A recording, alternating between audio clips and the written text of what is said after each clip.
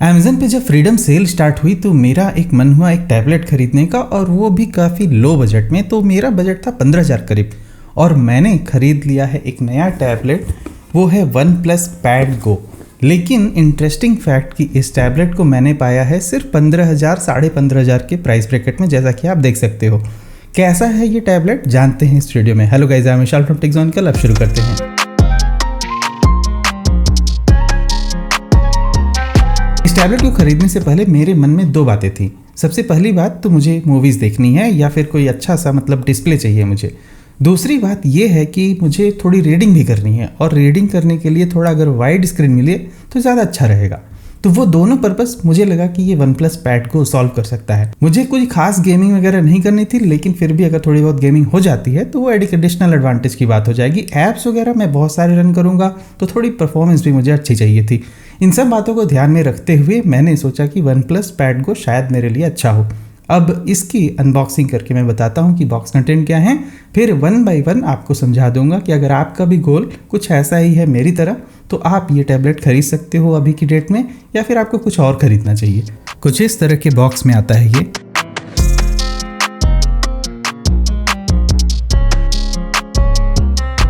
Box को open करते ही ऊपर टैबलेट रखा हुआ है। यहाँ पर कुछ पेपर वर्क्स वगैरह दिए गए हैं, और साथ में आपको एक सिम इजेक्टर टूल भी मिलता है, जिससे आप इसमें माइक्रो एसडी का कार्ड स्लॉट वाला जो पॉइंट है ना उसे निकाल सकते हो। साथ में एक रेड कलर की cable one plus signature style, और यहाँ पर एक 33 वॉट का चार्जर। ये रहा टैबलेट, कुछ ग्रीन कलर में आता है, नीचे मेटेलिक सा फिनिश है, और ऊपर वहाँ पर जो शाइनी ऑब्जेक्ट है ना वो प्लास्टिक का बना हुआ है। अब जैसा कि अनबॉक्सिंग हो चुकी है तो मैं बताता हूँ इसकी बिल्ड क्वालिटी वगैरह कैसी है। बिल्ड क्वालिटी वाइज ये वन प्लस पैड गो और अपने डिज़ाइन वाइज भी सबसे ज़्यादा यूनिक लगता है मुझे 20,000 के बजट में।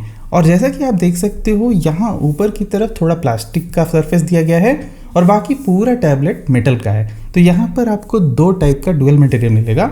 साथ में ये जो किनारे हैं ना ये भी मेटेलिक ही है, और ये राउंडेड कॉर्नर्स के साथ में आता है। तो राउंडेड कॉर्नर्स होने की वजह से आपको थोड़ी फ्लेक्सिबिलिटी मिलेगी। जो सबसे पहला मुझे फील आया इसको पकड़ते ही, मुझे लगा कि ये टैबलेट हाथों में काफ़ी अच्छे से पकड़ने में आ रहा है। मेरे पास एक दूसरा टैबलेट भी है MI Pad 6, उसका रिव्यू मेरे चैनल पे है, आप जाके पुराना देख सकते हो। लेकिन उसका भी बिल्ड और डिज़ाइन काफ़ी सही था, लेकिन उसके कंपैरिजन में मुझे इसका डिज़ाइन ज़्यादा पसंद आया है। उसका मेजर रीज़न है क्योंकि राउंडेड कॉर्नर्स। बात सिर्फ इस राउंडेड कॉर्नर की नहीं है, बल्कि इस राउंडेड कॉर्नर की भी है। जैसा कि आप देख सकते हो इसके एजेस भी ऐसे राउंडेड हैं, तो इसकी वजह से आप जब भी इसे पकड़ोगे ना तो आपको थोड़ा ग्रिप अच्छे से मिलेगी। और अगर आप लॉन्ग टर्म तक टैबलेट को ऐसे होल्ड करके रखते हो तो आपको थोड़ा अच्छा सा फील होता है। टैबलेट में यहाँ ऊपर की तरफ दो स्पीकर ग्रिल्स दिए गए हैं, और एक माइक्रो एसडी कार्ड स्लॉट भी दिया गया है, तो जिसमें आप माइक्रो एसडी कार्ड वगैरह लगा सकते हो। ये वाला जो वन प्लस पैड को मैंने लिया है उसमें सिम कार्ड आपको लगाने का ऑप्शन नहीं मिलता है, लेकिन इसका सिम कार्ड वाला वेरियंट वो भी अलग आता है, तो उसका भी लिंक मैं वीडियो के डिस्क्रिप्शन में डाल दूंगा। यहाँ पर पावर ऑन ऑफ स्विच दिया गया हुआ है, और यहाँ राइट साइड में आपको दो वॉल्यूम रॉकर मिल जाएंगे, वॉल्यूम अप और वॉल्यूम डाउन। यहाँ राइट साइड में ही एक माइक्रोफोन भी लगा हुआ मिल जाता है। यहाँ नीचे की तरफ दो स्पीकर ग्रिल्स और भी लगे हुए हैं, तो टोटल 4 स्पीकर लगे हुए हैं इसमें, और एक टाइप सी पोर्ट मिलता है, एक माइक्रोफोन नीचे भी मिलता है, और एक डॉल्बी एटमॉस की आपको बैजिंग मिल जाती है। और यहाँ लेफ्ट साइड में पूरा ये खाली है। बाकी इस टैबलेट का जो डायमेंशन मुझे लगा वो काफी इंटरेस्टिंग है, और इस हिसाब से देखकर मुझे काफी सही लगता है। लेकिन आपको मैं एक जानकारी के लिए बात बता दूं, इस टैबलेट का वेट 532 ग्राम्स है। लेकिन मैं ये मानता हूँ कि आप टेम्पर्ड ग्लास जरूर लगाओगे, तो टेम्पर्ड ग्लास लगाने के बाद जो इसका टोटल वेट निकल के आता है वो करीब 576 ग्राम के आसपास है। तो आप ध्यान में रखना कि आप एक्चुअली में 550 ग्राम तक का एक डिवाइस पकड़ रहे हो। लेकिन अगर आपने कोई कवर लगा दिया या फ्लिप कवर वगैरह तो हो सकता है इसका वेट और भी ज़्यादा हो जाए, तो आपको उस हिसाब से सोचना चाहिए। लेकिन ये काफ़ी ज़्यादा लाइट वेट है, मतलब कंसिडरिंग अदर जो है टैबलेट्स इस प्राइस सेगमेंट में। और एक बात और भी मुझे जो लगी कि हाँ ये काफ़ी स्लिम है, तो बहुत ही स्लिम और स्लीक डिज़ाइन की वजह से मुझे ये टैबलेट काफ़ी पसंद आ रहा है। और एक तो ये जो इसका कलर दिया गया है ग्रीन सा ना, ये काफ़ी इसको यूनिक लुक प्रोवाइड कर देता है, क्योंकि बाकी बहुत सारे टैबलेट आपको मिलेंगे सिर्फ ब्लैक या ग्रे इसी टाइप में मिलते हैं, लेकिन ये थोड़ा यूनिक है। और अब बात करते हैं इसके डिस्प्ले क्वालिटी के बारे में। और यहाँ पर ये टैबलेट मुझे सबसे ज़्यादा अच्छा लगा, क्योंकि इस प्राइस में ये डिस्प्ले काफ़ी ज़्यादा सही है। आपको एक बात बता दो जानकारी के लिए, इसमें जो रिफ्रेश रेट प्रोवाइड किया गया है वो सिर्फ 90 हर्ट्ज़ का है, ऐसा नहीं 144 हर्ट्ज़। तो मेरे साथ एक इशू ये हुआ कि जैसे कि मैं पुराना MI पैड जो यूज़ कर रहा था उसमें 144 हर्ट्ज़ का रिफ्रेश रेट था। ऑफकोर्स वो एक्सपेंसिव बजट का टैबलेट है, लेकिन मुझे थोड़ा सा उसके कंपैरिजन में ऑफकोर्स ये थोड़ा चॉपी लगेगा, थोड़ा लैग सा लग रहा था। लेकिन फिलहाल इस बजट में देखा तो 90 हर्ट्ज़ का रिफ्रेश रेट वाला डिस्प्ले आपको मिल रहा है, वो अच्छी बात है। इस टैबलेट में आपको जो डिस्प्ले मिलता है वो 2.4 के रेजोल्यूशन का है, तो काफ़ी ज़्यादा हाई रेजोल्यूशन का डिस्प्ले मिल रहा है, वो अच्छी बात है। और प्लस इसका जो PPI है उस वजह से वो 260 PPI तक जाता है, जो पिक्सल पर इंच डेंसिटी होती है, तो उसकी वजह से आपको बहुत ही शार्प टेक्स्ट वगैरह दिखाई देंगे। इसमें जो ब्राइटनेस प्रोवाइड की गई है, कंपनी से क्लेम है 400 निट्स की, लेकिन ये जो ब्राइटनेस है काफ़ी ठीक ठाक सी ब्राइटनेस है। आप ये मान के चलना कि बहुत ज़्यादा आप आउटडोर्स में इसे नहीं इस्तेमाल करोगे, इंडोर्स इस्तेमाल करने के लिए काफ़ी ज़्यादा सही रहेगा। इसकी डिस्प्ले का थोड़ा आपको मैं सैंपल वीडियो वगैरह भी दिखा देता हूँ, तो आपको एक क्लियर आइडिया लग जाएगा। और एक सबसे ज़्यादा इंपॉर्टेंट बात, मैं आपको इसका रीडिंग एक्सपीरियंस भी दिखाना चाहता हूँ कि जो है कन्वेंशनल टैबलेट में आपको थोड़ा स्लिम सा लगेगा वो, लेकिन इसमें जब आप रीडिंग करोगे तो आपको थोड़ा ब्रॉडर एक्सपेक्ट मिलता है। तो ये ऑलमोस्ट जैसे कि एक बुक होती है ना, उस तरह से प्रिटेंड करता है, तो आपको लगेगा कि आप इतनी बड़ी सी कोई बुक पढ़ रहे हो। जो थोड़े और भी टैबलेट होते हैं उनको समझ लो कि ऐसा रहेगा, लेकिन इसका क्योंकि ये थोड़ा वाइडर है तो उसकी वजह से आपको एक ज़्यादा फ्लेक्सिबिलिटी मिल जाती है अगर आपको रीडिंग के लिए कोई टैबलेट चाहिए। इवन अगर आपको कोई मैगजीन्स वगैरह पढ़नी है तो मैगजीन्स वगैरह पढ़ने के लिए काफ़ी अच्छा होता है, क्योंकि मैगजीन का भी एस्पेक्ट रेशियो ऑलमोस्ट सेम सा रहता है जिस एस्पेक्ट रेशियो में ये है, तो आपको वो चीज़ में का कन्वीनियंस भी मिलेगा डिस्प्ले में। और बाकी मूवीज़ देखने का अपना अलग ही मज़ा है, क्योंकि मूवीज़ को थोड़ा आप जो है अगर लेकिन वाइड है तो आप उसको इनलार्ज कर सकते हो, इनलार्ज भले कर दो लेकिन क्रॉप हो जाता है। तो आपको अब देखना है कि आपको पतली स्क्रीन पे देखना है या फिर इस तरह से थोड़ा बड़ा करके देखना है, क्योंकि जो क्रॉप होता है साइड साइड में वो सीन में कुछ खास इंपॉर्टेंस नहीं होता है। तो जनरली आपको एक इमर्सिव एक्सपीरियंस मिलेगा अगर आप मूवीज़ देख रहे हो। इसमें व्यूइंग एंगल वगैरह भी आप देख सकते हो, काफ़ी अच्छा सा शार्प और विविड कलर्स यहाँ पर निकल के आते हैं डिस्प्ले में। और इसके डिस्प्ले में एक और ख़ास बात है कि इसमें ब्लू लाइट फिल्टर वगैरह भी दिया है, तो अगर आपको लॉन्ग आवर्स तक इसे इस्तेमाल करना है तो आप उसको नेचुरल टोन पे सेट कर सकते हो और ये ऑटोमेटिकली स्विच हो जाता है, जैसे कि दिन हुआ या रात हुआ तो उस हिसाब से ये ब्लू लाइट को एडजस्ट कर लेता है खुद से। अगर मुझे इसे डिस्प्ले क्वालिटी में सिर्फ रेटिंग देनी हो तो मैं दूंगा 4.5 आउट ऑफ 5, क्योंकि ये बहुत ही ज़्यादा सही डिस्प्ले मुझे लगा।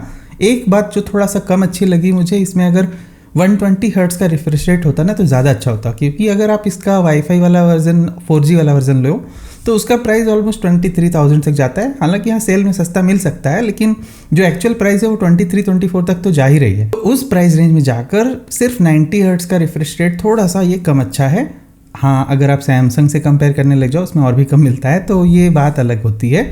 अगर आपको जैसे देखो 23-24 में आपको हो सकता है आप Xiaomi Pad 6 भी सेल वगैरह में मिल सकता है, वो अपने आप में काफ़ी ज़्यादा अच्छा परफॉर्म करने वाला टैबलेट है। फिलहाल अब बात करते हैं इसकी परफॉर्मेंस की ही। यहाँ परफॉर्मेंस वाइज अगर मैं बात करूँ तो पहले मैं आपको अपने टैबलेट का थोड़ा स्पेसिफिकेशन बता दूँ। तो इसमें जो है ना 8GB रैम और 128GB वाला स्टोरेज, वो वाला वेरिएंट मैंने चूज़ किया है, क्योंकि इसमें already micro SD card slot भी दिए रखा हुआ है। तो आप अपना माइक्रो SD कार्ड से भी स्टोरेज को एक्सपेंड कर सकते हो, वो ऑप्शन यहाँ मिल जाता है। बहुत सारे टैबलेट में ये चीज़ नहीं मिलती है। यहाँ पर MediaTek Helio G99 का प्रोसेसर लगाया गया है, तो इसकी जो बजट रेंज है ना 20,000 से नीचे, इस बजट रेंज में और भी बहुत सारे टैबलेट आते हैं जिसमें ऑलमोस्ट सेम से प्रोसेसर आपको मिल जाएंगे। तो इस प्रोसेसर से मेरी कंप्लेंट है कि ये बहुत ज़्यादा स्मूथ तो एक्सपीरियंस नहीं देता है। मेरे डे टू डे यूजेज में मुझे लगता है कि हाँ थोड़ा सा कहीं तो लैग हो रहा है, लेकिन आपको ऑलमोस्ट हर एक टैबलेट में ऐसा ही फील होने वाला है इस प्राइस रेंज में। अगर आप इसको कंपेयर करोगे किसी हाई एंड टैबलेट से तो definitely it's not good performing. लेकिन अगर आपको सिर्फ मॉडरेटली कुछ गेम्स वगैरह खेलने हैं, सिर्फ आपको वीडियोस देखने हैं, बहुत सारे ऐप्स रन करने हैं, मल्टीटास्किंग करनी है, मल्टीटास्किंग वगैरह भी काफ़ी आसानी से हैंडल कर लेता है। इसका एक जेस्चर मुझे काफ़ी पसंद आया। अगर आप 4 फिंगर्स से ऐसे इसको कोलैप्स कर दोगे ना तो आपका जो भी डिस्प्ले है जिसपे ये मल्टी जेस्चर सपोर्टेड है वो चीज़ मिनिमाइज हो जाती है। तो ये काफ़ी यूजफुल सा फीचर लगा मुझे OnePlus Pad Go में। मैं आपको इसका बेंचमार्क स्कोर वगैरह भी दिखा देता हूँ कि इसका CPU और GPU का स्कोर क्या आया है, तो आप उससे भी से थोड़ा अंदाजा लगा सकते हो कि परफॉर्मेंस कैसी है। और अब मैं बताता हूँ आपको कुछ गेम प्ले करके कि गेम्स वगैरह खेलने में कैसा परफॉर्म कर रहा है। तो मैंने इस पे तरह तरह के गेम्स वगैरह खेल रखे हैं, जैसे कि मैंने एक NFS खेला, एक कॉल ऑफ ड्यूटी खेला और एक और भी गेम जो कि काफ़ी मेरा फेवरेट है, स्काई फोर्स। तो स्काई फोर्स वगैरह काफ़ी लाइट वेट गेम है, लेकिन कॉल ऑफ ड्यूटी में थोड़ा मुझे इसमें लैग लग रहा था। मतलब थोड़े फ्रेम ड्रॉप्स भी हो रहे थे, जबकि मैंने इसको बहुत ही ज़्यादा हाईएस्ट सेटिंग पे नहीं रखा है। अगर आप इसको मॉडरेट सेटिंग पे खेलते हो तो ऑलमोस्ट हैंडल कर लेगा बड़े आराम से, आप ऐसे गेम्स भी खेल सकते हो।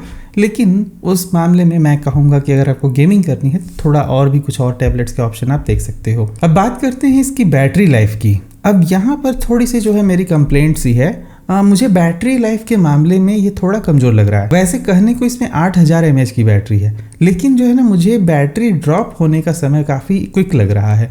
पता नहीं ऐसा क्यों है, क्योंकि मेरे दूसरे वाले टैबलेट में भी 8000 mAh की बैटरी है, Xiaomi Pad 6, लेकिन उसका प्रोसेसर क्योंकि ज़्यादा ऑप्टिमाइज्ड है, इस वजह से उसमें बैटरी ज़्यादा अच्छी चलती है। इसकी बैटरी यूजेज में ही, जैसे कि मैं इसको ऑलमोस्ट एक हफ्ते से मॉनिटर कर रहा हूँ, तो मैं आपको एक थोड़ा स्टैटिस्टिक्स दिखाना चाहता हूँ। जैसा कि आप इसमें देख सकते हो कि इसमें जो स्क्रीन ऑन टाइम है वो सिर्फ 2 घंटा 56 मिनट है, मतलब ऑलमोस्ट 3 घंटे के करीब करीब, और बाकी 17 घंटे हो गए हैं इसे इस्तेमाल करते हुए। तो ये आप देख सकते हो कि वैसे देखा जाए ना, मतलब कल मैंने इसको जब बैटरी पे से निकाला था तो इसमें ऑलमोस्ट 90% प्लस बैटरी थी और अभी सिर्फ 40% बची है। तो इस तरह से देखा जाए तो मुझे लग रहा है कि ये कहीं ना कहीं इसमें बैटरी की थोड़ी सी इशू है। मतलब सिर्फ 3 घंटे का स्क्रीन ऑन टाइम पे बैटरी ऑलमोस्ट 40% चली गई है 90% से, तो which is a kind of concerning. दूसरी चीज़, इसमें जो चार्जर मिलता है वो है 33 वाट का इन द बॉक्स चार्जर मिलता है, तो फास्ट चार्जिंग वगैरह ठीक है, उसमें कोई खास समय नहीं लगता है। फुल चार्ज होने में आपको मान के चलना कि 2-2.5 घंटे का समय लग सकता है, क्योंकि मुझे इतना ही लग रहा था, जो कि एक ऑलमोस्ट एवरेज सा टाइम है। मेरे Mi Pad 6 में भी ऑलमोस्ट 2 घंटे लगते ही थे, उसमें भी फास्ट चार्जर था 33 वाट का, तो सिनेरियो बिल्कुल सेम है। मुझे इसको अगर बैटरी और चार्जिंग ये दोनों डिपार्टमेंट को एक साथ में रेटिंग देना हो तो मैं दूंगा 4 out of 5, which is fine. मैं इसको इसलिए भी दे रहा हूँ 4 क्योंकि अदरवाइज मैं इसको 3.5 देता। रीज़न उसका ये है कि काफ़ी सस्ते बजट का है ऑलमोस्ट, अब इतनी ज़्यादा कंप्लेंट भी इसमें नहीं कर सकते। आपके मॉडरेट से यूजेस पे दिन भर में आपने 1-2 मूवी देख ली, थोड़ा 1-2 घंटे पढ़ाई कर ली, इतना सब कुछ करते हुए आपको आराम से 24 घंटे से ज़्यादा की ही बैटरी लाइफ मिल जाएगी, तो नो प्रॉब्लम एट ऑल। लेकिन अगर आप इसका सिम कार्ड वाला वेरियंट ले रहे हो तब ये बैटरी लाइफ और भी कंसर्निंग हो सकती है। तो मेरा सजेशन अपनी तरफ से ये है कि बैटरी लाइफ ज़्यादा नहीं है तो इसका LTE वर्जन, मतलब सिम कार्ड लगाने का जिसमें ऑप्शन होता है, वो वाला मत खरीदना, क्योंकि उसमें और भी जल्दी ड्रॉप हो जाएगा बैटरी। अब बात करते हैं इसकी ऑडियो क्वालिटी की। इस मामले में ना भी मुझे ये टैबलेट बहुत ही ज़्यादा शानदार लगा है। 4 स्पीकर दिए गए हैं, डॉल्बी एटमॉस का सपोर्ट है, ये तो क्विक स्पेसिफिकेशन हो गया, लेकिन जो एक्सपीरियंस आ रहा है ना, मतलब वो काफ़ी शानदार सा लगा मुझे, और बहुत ही अच्छा बेस भी आ रहा है निकल के इसमें। इस प्राइस रेंज में मुझे नहीं लगता कि और किसी टैबलेट का इतना सही ऑडियो लगा है। मैंने पहले एक वीडियो बना के रखा था Lenovo टैब का P12 वाला, तो वो वीडियो आप जाके देखना, उसमें भी मैंने उसकी ऑडियो की काफ़ी तारीफ की थी। इसका ऑडियो ऑलमोस्ट वैसा आ रहा है जो कि 25,000 के बजट वाला टैबलेट है, तो इसका ऑडियो डेफिनेटली माइंड ब्लॉगलिंग है। मतलब OnePlus ने यहाँ पर एक बहुत ही सही काम किया है इसके ऑडियो को ट्यून करने में। आपको मैं कुछ सैम्पल ऑडियो वगैरह सुनाता हूँ, और साथ में उसका जो है बेस वगैरह भी आप उसमें मॉनिटर कर सकते हो कि बेस कैसा आ रहा है। और इन चारों स्पीकर से जो है ना आपको एक डॉल्बी इफेक्ट वगैरह जो मिलता है वो काफ़ी सही सा है एक टैबलेट के लिए।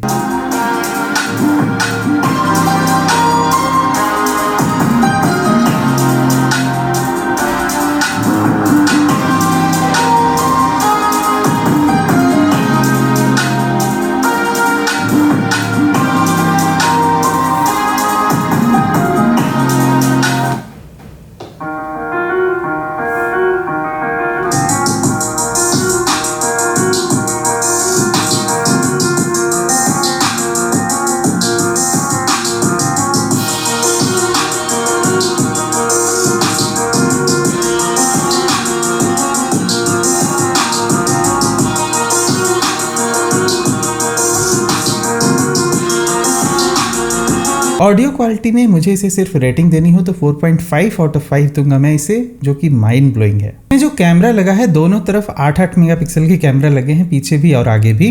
तो जो पीछे वाला जो कैमरा है ना, उसमें आपको इलेक्ट्रॉनिक इमेज स्टेबलाइजेशन का ऑप्शन मिलता है। अब कहाँ आप इससे फ़ोटो खींचने जा ही रहे हो, उतना इंपॉर्टेंट नहीं है, लेकिन जो आगे के कैमरा की वेबकैम कॉन्फ्रेंसिंग वगैरह में कॉलिंग क्वालिटी होती है, वो चीज़ मैं आपको रिकॉर्ड करके दिखाता हूँ। अब आने वाली वीडियो जो रिकॉर्ड हो रही है वो आप इसी से देखोगे। अभी मैंने इसको कैमरा को यहाँ पे स्विच कर दिया है और आप देख सकते हो कि कैसा दिखाई दे रहा है। क्वालिटी वगैरह जैसा भी है आप कमेंट सेक्शन में जाके मुझे बता सकते हो। और अभी जो ऑडियो रिकॉर्ड हो रही है वो इसी टैबलेट के जो माइक से रिकॉर्ड हो रही है, तो आपको एक ऑडियो का भी अंदाज़ा लग जाएगा कि अगर आपको वेब कॉन्फ्रेंसिंग वगैरह करनी है तो आपको कैसा एक्सपीरियंस रहने वाला है। कैमरा डिपार्टमेंट में definitely this is way better than some other even expensive tablets, तो उस मामले में भी आपको ये बात ध्यान में रखनी चाहिए अगर आप अपना डिसीजन बना रहे हो इसे खरीदते वक्त। कैमरा डिपार्टमेंट में जैसे रेटिंग दूंगा वो है total 4.5 out of 5 which is mind blowing, क्योंकि बहुत ही सही कैमरा आपको दोनों तरफ मिल जाते हैं, पीछे भी और आगे भी। अब बात करते हैं थोड़ा कनेक्टिविटी ऑप्शंस वगैरह की, तो इसमें जो है ना आपको वाईफाई 6 का सपोर्ट नहीं मिलता है, वाईफाई 5 ही मिलता है, तो ये थोड़ी सी प्रॉब्लम है। एक मोटोरोला का टैबलेट आता है इसी बजट में जिसमें आपको वाईफाई 6 वगैरह मिल जाता है, लेकिन इसमें सिर्फ वाईफाई 5 है, तो आपको इंटरनेट स्पीड वगैरह थोड़ी सी कम मिलने वाली है कंपेयर टू अगर अदर ब्रांड्स। आपको लेकिन वो चीज़ मैं टेस्ट करके दिखा दूंगा, ऐसा कोई खास सिग्निफिकेंट डिफरेंस है नहीं। मेरे पास जो इंटरनेट का स्पीड है वो है 300 Mbps मैक्सिमम स्पीड। आप देख सकते हो जैसा कि स्क्रीन पर कितना स्पीड इसमें आ रहा है आपको उसी कनेक्शन पे। उसके ही साथ इसमें जो है ना ब्लूटूथ 5.2 का ही सपोर्ट है, 5.3 नहीं है, ये थोड़ी सी प्रॉब्लम है, लेकिन ठीक है, मतलब चलेगा, कोई बात नहीं है। हालांकि इसको मैंने जब कनेक्ट किया अपने ब्लूटूथ ईयरबड्स से गैलेक्सी बड्स 2 प्रो, तो ये काफ़ी अच्छी साउंड वगैरह निकाल के दे रहा था। आप अगर आपको गैलेक्सी बड्स 2 प्रो खरीदना है तो उसका वीडियो है मेरे चैनल पे, आप जाके वो देख सकते हो। टाइप सी पोर्ट से जो इसमें कनेक्टिविटी मिलती है बहुत ही फास्ट डेटा ट्रांसफ़र नहीं होता है, एवरेज सा ही स्पीड मिलता है आपको। यहाँ पर कोई 3.2 USB टाइप सी उस टाइप का सपोर्ट नहीं मिल रहा है, तो वो एक इशू है। हो सकता है लेकिन कुछ टैबलेट में मिल जाए आपको वैसा सपोर्ट, इसमें नहीं है फिलहाल वो। और अगर आपका एक और क्वेश्चन हो कि क्या पेन वगैरह कनेक्ट होती है, तो इसमें आप स्टाइलिस यूज़ कर सकते हो, कोई पाम रिजेक्शन वगैरह का सपोर्ट नहीं है। इस बजट रेंज में आपको वो सब एक्सपेक्टेशंस नहीं रखनी चाहिए जब भी आप टैबलेट खरीदने जा रहे हो, तो वो एक कंसिडरेशन का उतना पॉइंट ही नहीं बनता है उससे। और अब इन सब के बाद मैं आपको बताना चाहता हूँ इसकी फाइनल वर्डिक्ट कि आपको 20,000 के बजट में से खरीदना है या फिर नहीं खरीदना है। मुझे ये जो प्राइस मिला 15,700, ये वाला जो प्राइस ब्रैकेट है उसके लिए ये टैबलेट मतलब माइंड ब्लोइंग है। सारी कंप्लेंट वहीं पे भूल जाती है कि हाँ इसमें बैटरी थोड़ी कम है या फिर कुछ और प्रॉब्लम्स हैं, क्योंकि 15,000 के बजट में आपको बेहतरीन बिल्ड क्वालिटी का और काफ़ी एक OnePlus जैसे ब्रांड की तरफ से एक अच्छा सा टैबलेट मिलता है। और जो दूसरा एक एडवांटेज है सबसे बड़ा, वो है इसका डिस्प्ले। आपको ये डिस्प्ले काफ़ी ज़्यादा पसंद आएगा अगर आप इस पर कोई भी कंटेंट वगैरह देख रहे हो या फिर रीडिंग कर रहे हो, दोनों ही सिनेरियो में बहुत ही ज़्यादा इंप्रेसिव मुझे इसका डिस्प्ले लगा है। इस टैबलेट को जो मैं टोटल रेटिंग दूंगा ना, इस प्राइस को देखते हुए और साथ में इसकी तमाम अलग खूबियों को देखते हुए 4.2 आउट ऑफ 5, जो कि ठीक ठाक सी रेटिंग है। ये मत समझो कि हाँ बहुत आउटस्टैंडिंग चीज़ आप खरीद रहे हो 15,000 रुपये या 20,000 रुपये में, लेकिन आपको मोर देन एवरेज चीज़ें मिल जाएंगी, आपको बढ़िया स्क्रीन वगैरह मिल जाएगी। अगर आपको यही वाला टैबलेट खरीदना है तो लिंक वगैरह वीडियो के डिस्क्रिप्शन में दिया है, वहाँ से जाके चेकआउट कर सकते हो। मिलते हैं अगले वीडियो में कुछ बेस्ट टॉपिक के साथ, तब तक good bye, thank you for watching, will see you again there.